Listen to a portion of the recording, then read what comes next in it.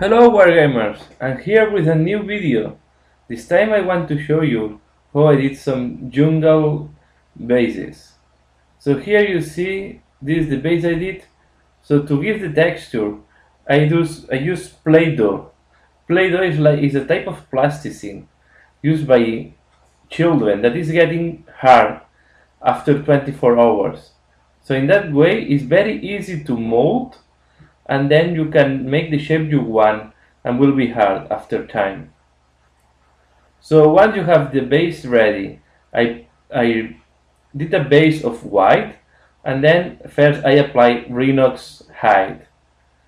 So in that areas I want to make the feeling of mud, flesh mud. So I start with a very dark brown this time. So here you see the first step. Then on the grass and the different plants, I apply dark angel's green. I use it very watery, so I dissolve a little bit with water to give this effect.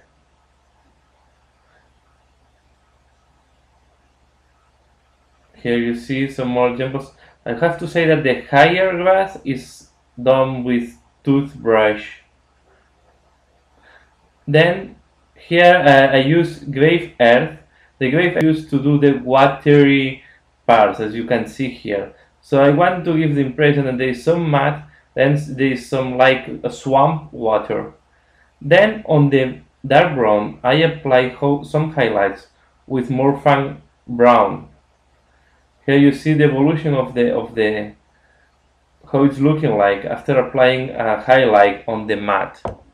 So in that way you give more deepness to the different textures you have put on the mat. Okay, remember this mat was done with plasticine, that is. So then on the plants I apply putted green to highlight the grass and the different herbs, and I also use this to do the different junks and reeds I use to simulate bamboo. So it's I want to make, because these bases are for railing, so I want to give the impression the railing are hiding behind the plants and behind some jungle stuff. Then I start with the rocks they have in some of the bases, and I use Charadon granite as a base for these rocks. Here it looks a little bit shiny because it's just after painting that I make the picture, but it's a really matte color once it's completely dry. Then while waiting and the rocks are drying up, I use graveyard and organic green, and I use wet blending on the bases to do these watery effects on the areas that is more swampy. So I use the flat areas to look like water or swampy water. Okay. After that, I go back to Dark Angel's Green, and this was done to do some horizontal lines on the bamboo to give this effect of bamboo, like the nuts that the bamboo have.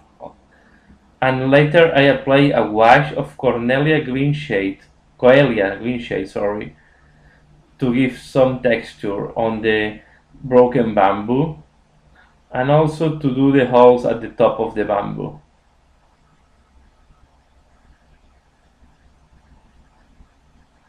Then I go back to the rock, and I use a dry brush of Camry brown on the rocks. Here you see that it is popping up all the texture of the rocks. For these rocks I just use some small stones, natural stones, and then I paint up. Even when I use natural elements, I like to paint them up. So in here I use a second dry brush on the rocks, this time with Rackar flesh. So in that way I give much more texture, is giving more detail. Then I went to the last plant I have, and to break the uniformity of the green, I use Sibari green. So in that way I have not all the green is on the same tone. You break a little bit the green. And I finalize adding some gloss varnish on the swampy areas. Here looks a little bit whitening, it's just because I make the picture after applying, but it's very transparent after that. And I finalize doing a Coelia green shade again on the leaves of different color I paint before to give some texture. So that's all, and now here you will see some more examples of other type of templates I use for the army, look like jungle. So you see in that case, for example, it's much more simple. I just use grass and mud. Here also, this is the template I use for the Valkyria. So I also add some terrain from the Katachan spruce. So these are some pounds that are coming. Here is a very simple base with only I put some rocks. This case were paint on grays. So that's all for that video. Thanks for watching. See you later.